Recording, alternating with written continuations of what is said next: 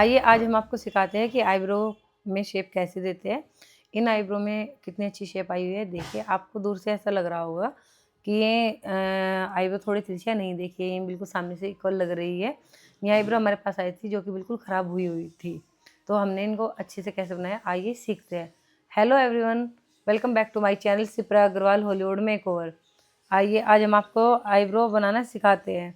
ये देखिए ये हमारे पास जो क्लाइंट आई थी, इनकी आईब्रोज बहुत ख़राब की हुई थी, जिसने भी की हुई थी। एक आईब्रो बिल्कुल स्ट्रेट बनाई हुई थी, एक आईब्रो थोड़ी ठीक थी।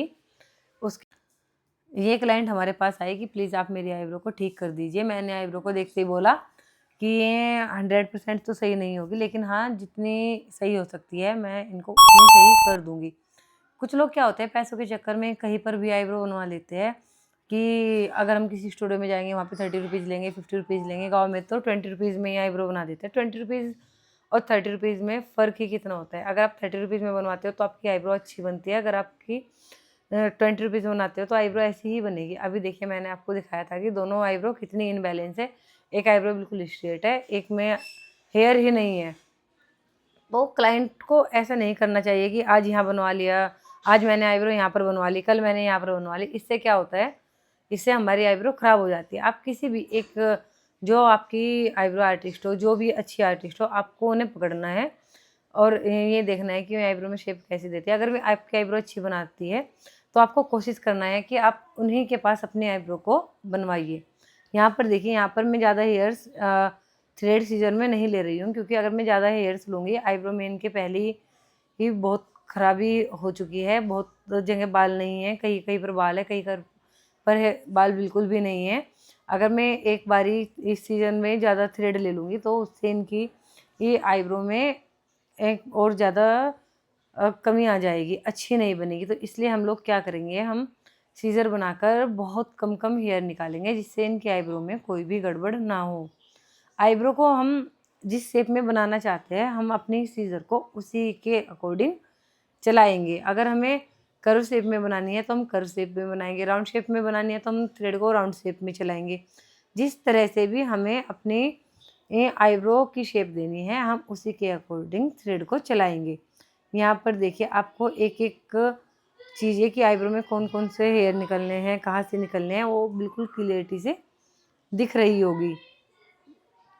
हम लोग क्या करते हैं, कुछ बच्चे क्या करते हैं, उनको सीज़र चलानी नहीं आती। वे आईब्रो में जो थ्रेड चलाते हैं वो ऊपर-ऊपर चलाते हैं। क्लाइंट को इससे ज़्यादा पेन भी होता है और स्किन भी कहीं न कहीं तक निकलती है।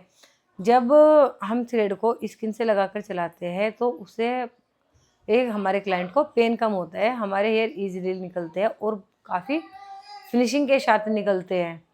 फिनिशिंग अगर हमें आईब्रोज़ में देनी है तो हमें थ्रेड को आईब्रो से बिल्कुल सटाकर ही चलाना होगा। ये देखिए हम जहाँ-जहाँ से हमें इनके बालों में मतलब इनके आईब्रो से बालों को हटाना है, वहीं-वहीं से हमने इनसे स्ट्रेच कराया हुआ है।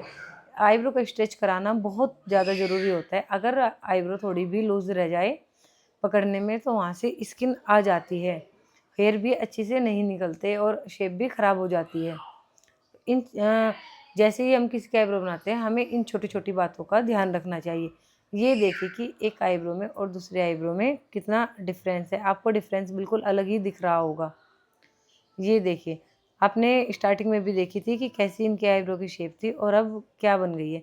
अब देखिए ऊपर से भी मैं आईब्रो में थ्रेड को ऐसे ही चलाऊँगी। यहाँ पर देखिए जिस शेप में मुझे आईब्रो को बनाना है, उसी शेप में मैं थ्रेड को चला रही हूँ। इसमें मैंने आपको बताया है कि बिना दर्द के भी हम आईब्रो कैसे बना सकते हैं, जिससे हमारी आईब्रो में दर्द ना हो। हम इसी टेक्निक से अगर आईब्रो बनाते हैं तो हमारे क्लाइंट को बिल्कुल भी पेन नहीं होता। क्लाइंट बनवाने के बाद बोलता है बन भी गई और मुझे तो पेन भी नहीं हुआ।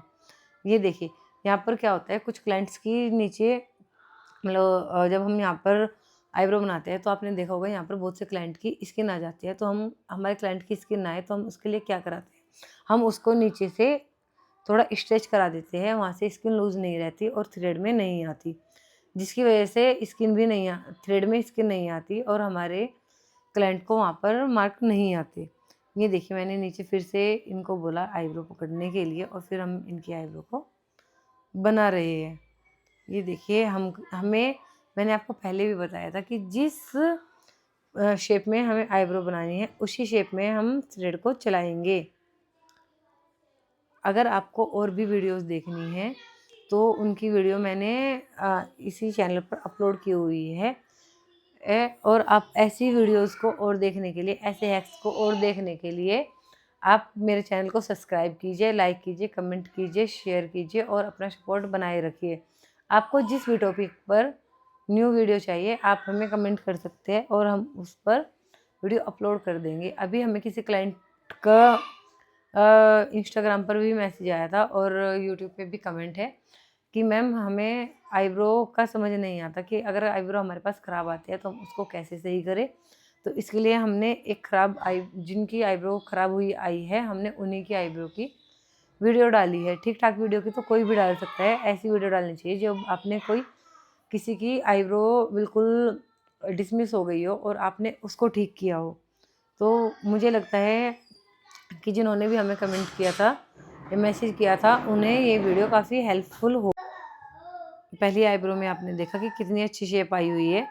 अब हमें उसी के अकॉर्डिंग इस आईब्रो में शेप देनी पड़ेगी कि जिससे हमारी दोनों आईब्रो में बिल्कुल फिनिशिंग आ सके और दोनों आईब्रो बिल्कुल इक्वल हो सके और हमारा क्लाइंट भी हैप्पी हो सके। अगर हम अपने क्लाइंट को हैप्पी करेंगे, उसका काम सही होगा, तो हमारे पास नेक्स्ट टाइम विजिट ज़रूर करेगा। हमें जहाँ से आईब्रो के बाल निकालने होते हैं, हमें आईब्रो को अपने क्लाइंट को बोलना चाहिए कि आप यहीं से स्ट्रेच कीजिए।